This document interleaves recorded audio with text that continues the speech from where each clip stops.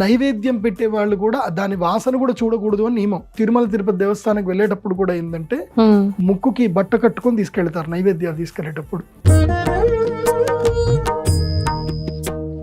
అహం వైశ్వానరో భూత్వా ప్రాణినాం దేహమాశ్రితః ప్రాణాపాన సమాయుక్త పచామ్యన్నం చతుర్విధం. మీరు అన్నం తింటున్నారు అంటే ఆల్రెడీ మీరు భగవంతుడికి మీరు నైవేద్యం పెడుతున్నారని అర్థం. అందుకే భగవంతుడిని మనం నమ్మితే భగవంతుడు ఉన్నాడు.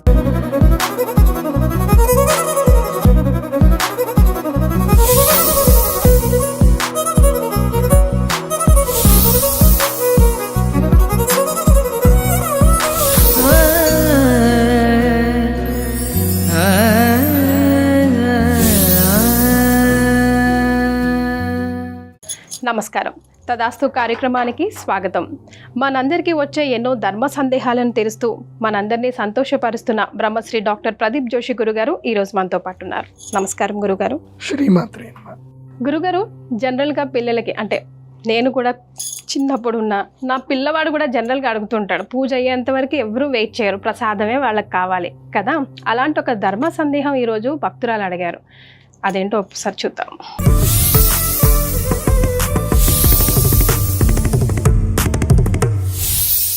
నమస్కారం గురుగారు. మనం భగవంతుడికి నైవేద్యం పెడతాం కదా, అలా పెట్టినప్పుడు మనం జనరలీ మనందరం భోజనాలకి కూర్చున్నప్పుడు ఆ నైవేద్యాలు తీసుకొచ్చి మనమే తినేస్తాము. బట్ రీసెంట్గా మా ఫ్రెండ్ వాళ్ళ ఇంటికి వెళ్ళినప్పుడు ఏం జరిగిందంటే, వాళ్ళు నైవేద్యం పెట్టిన తర్వాత ఒక పావు గంట అరగంట తలుపులు వేసేసి పక్కకు వచ్చేసారు. నేను అడిగాను వాళ్ళని, ఎందుకు మనం పక్కకు వచ్చాము, వెళ్ళి ప్రసాదం తీసుకుందామని. అప్పుడు వాళ్ళు చెప్పిన సమాధానం ఏంటంటే, లేదు దేవుడు వచ్చి ప్రశాంతంగా తిని వెళ్తారు అన్నారు. సో నాకు అప్పటి నుంచి డౌట్ పడింది, నిజంగా మనం ఏదైనా నైవేద్యం పెడితే పర్టికులర్ టైం వరకు ఉంచాలా? సో వీటిని మీ నుంచి నేను తెలుసుకోవాలనుకుంటున్నాను.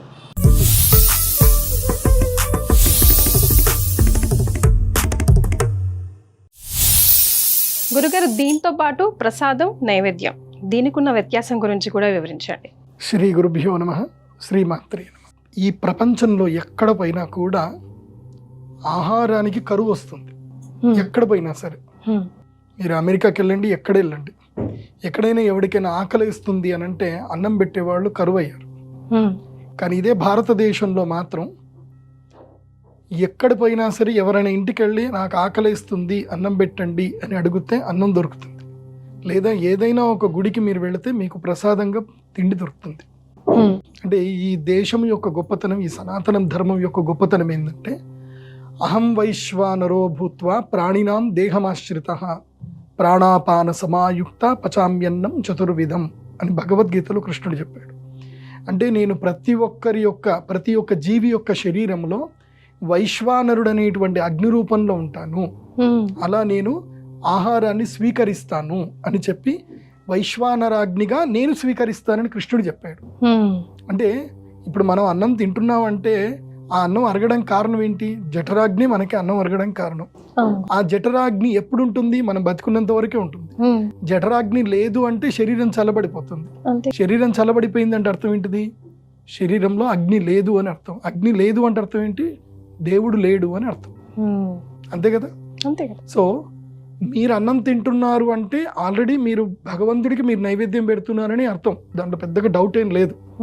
తినేటప్పుడు ఇంత ముద్ద దగ్గర పెట్టుకొని భగవంతుడికి దండం పెట్టుకొని తినండి.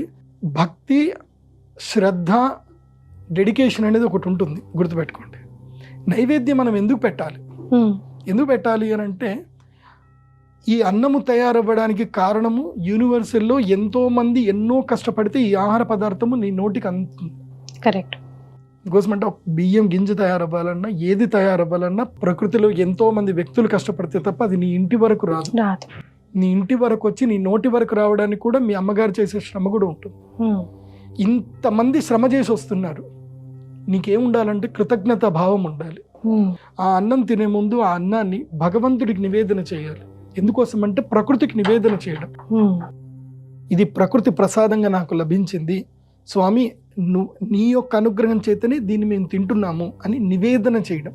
నివేదన చేయడాన్ని నైవేద్యం అంటారు. ఓకే. దీనివల్ల ఏం జరుగుతుందంటే ఆహారం పట్ల గౌరవము, తరువాత ఈ ఆహారాన్ని మనం వేస్ట్ చేయకూడదు, ఎక్కడి నుంచి వచ్చింది ఈ ఆహారం అనేది మనకి ఒక శ్రద్ధ అనేది కలుగుతుంది.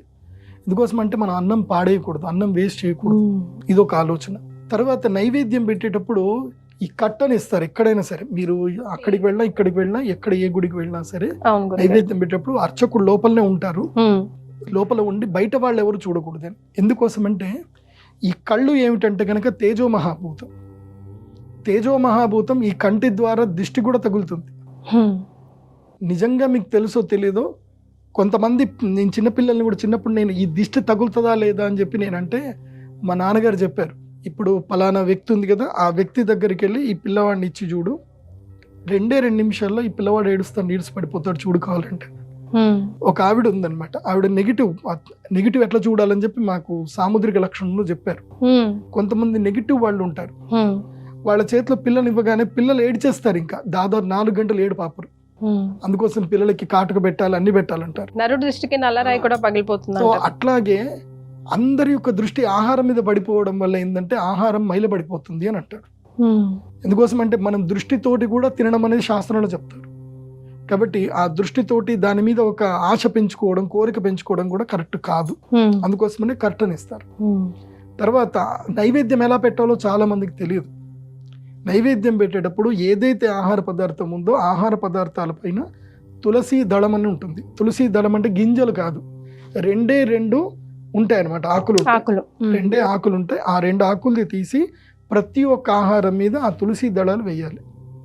వేసి ఈ తులసి ఆకులు నాంచినటువంటి నీళ్లను ఏం చేయాలంటే తీసుకొని సంప్రోక్షణ చేయాలి.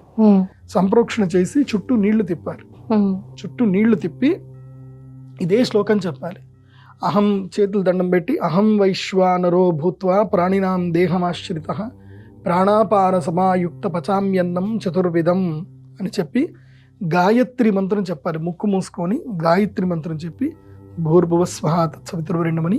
అర్హత ఉన్నటువంటి వాళ్ళు గాయత్రి మంత్రం, అర్హత లేనటువంటి వాళ్ళు నారాయణ నారాయణ నారాయణ అని, లేదంటే మీకు ఏ ఇష్టం ఉంటే భగవన్ నామస్మరణ చేస్తూ ముక్కు మూసుకొని 5 సార్లు ఇలా చూపించాలి. చూపించి కాసేపు కళ్ళు మూసుకొని ధ్యానం చేసి ఆ ఆహార పదార్థాన్ని తర్వాత మనము తినడానికి స్వీకరించాలి. నైవేద్యం పెట్టే వాళ్ళు కూడా దాని వాసన కూడా చూడకూడదు అని నియమం. అందుకోసం ఇప్పుడు తిరుమల తిరుపతి దేవస్థానానికి వెళ్ళేటప్పుడు కూడా ఏంటంటే ముక్కుకి బట్ట కట్టుకొని తీసుకెళ్తారు నైవేద్యాలు తీసుకెళ్లేటప్పుడు. ఎందుకోసం అని అంటే ఆ ఆహారాన్ని మన వాసన చూసినా అది ఎంగిలి పడ్డట్టు అని. అయితే మీకు ఒక లాజిక్ చెప్తాను గురుగారు. చిన్నప్పుడు మీకు వచ్చిన సందేహమే నాకు వచ్చింది, దేవుడు తింటాడా అని నాకు డౌట్ వచ్చింది. మరే అప్పుడు మా నాన్నగారు ఏం చెప్పారంటే, సరే నీ డౌట్ నేను క్లారిఫై చేస్తాను అని చెప్పి, అమ్మవారి దేవస్థానం మాకు ఇంగుళాంబిక అమ్మవారు మా ఉపాసక దేవత.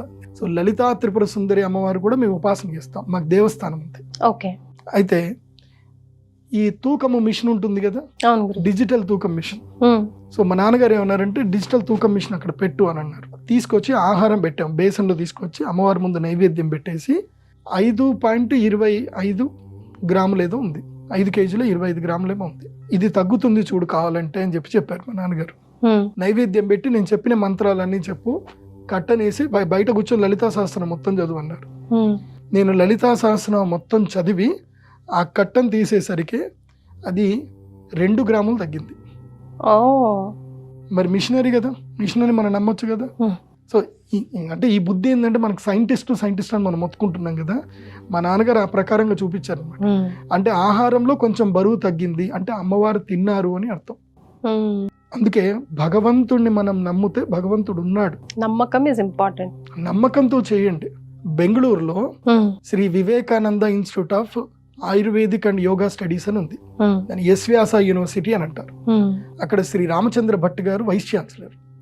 ఆయన ఇది సైంటిఫిక్గా నిరూపణ చేయాలి, ప్రకృతిలో వాతావరణంలో మార్పులు ఎట్లా వస్తున్నాయి సైంటిఫిక్గా నిరూపణ చేయాలని చెప్పి ఆయన ఒక పెద్ద యాగం చేశారు. ఆ యాగం చేసి ఆ యాగం దగ్గర ఆహారాన్ని నైవేద్యం చేశారు. 2 రకాల ఒకే దగ్గర ఆహారం వండించారు. ఒకటి వంటగదిలో, ఒకటి వడ్డిచ్చే దగ్గర పెట్టారు, రెండవది నైవేద్యం దగ్గర తీసుకొచ్చి పెట్టారు. ఈ రెండిట్లోనూ కూడా టేస్ట్ ని అబ్జర్వ్ చేయమని అందరు చెప్పారు. నేను నీకు ఇక్కడ పులిహోర పెడతాను, ఈ పులిహోర నువ్వు నోట్లో పెట్టుకో, నెక్స్ట్ ఈ నైవేద్యం పెట్టిన పులిహోర కూడా పెడతాం, అది కూడా నోట్లో వేసుకో, ఏది టేస్ట్ ఉందో చెప్పు అని చెప్పేసి అన్నారు. Yes, we found variation in number 1 is a very tasty, number 2లో వేరియేషన్ లేదు అని చెప్పి. భగవంతుడికి రోజు ఆహారం నైవేద్యం పెట్టి తినండి, తింటే మీ ఆరోగ్యం ఎంత బాగుంటుందో చూడండి. మనం రోజు 11:30కి అన్నం తింటున్నామంటే వాళ్ళ 11:30 కాగానే మన బాడీలో ఆకలి రిసెప్టార్స్ మనకి యాసిడ్ సెక్టర్ అయిపోతాయి. అదే ఆహారం తినే ముందు మీరు 1 నిమిషం పాటు ఆహార పదార్థాలన్నీ కళ్ళతో చూసి వాటిని కమ్మగా ఆ యొక్క మధురాన్ని, వేడివేడిగా చేసిన పదార్థాల యొక్క వాసనని చూస్తూ తినండి, అది మీ ఒంటికి ఎక్కుతుంది. వాసన చూసకుండా చీకట్లో అన్నం తినండి, చూడకుండా తినండి, ఒంటికి ఎక్కదు. సో ప్రతి ఒక్క దాంట్లో ఒక సూక్ష్మత్వం ఉంటుంది, అదే సనాతన ధర్మం. అందుకే ఈ తథాస్తు కార్యక్రమం మీరు అందరు కూడా చూడండి, ఇలాంటివన్నీ కూడా తెలుసుకోండి, మీ పిల్లలకు చెప్పండి. రైట్. సో మీకు కూడా సమాధానం దొరికిందని అనుకుంటున్నాను. ఇలాంటి క్వశ్చన్స్ మీ మధ్యలో మెదలాడుతుంటే కింద కమెంట్ బాక్స్లో డెఫినెట్గా మాకు రాసి పంపించండి, మీ పూర్తి డీటెయిల్స్తో పాటు మీ ప్రశ్నని నేను గురుగారికి చేరవేస్తాను. ధన్యవాదాలు గురుగారు. శ్రీమాత్రి.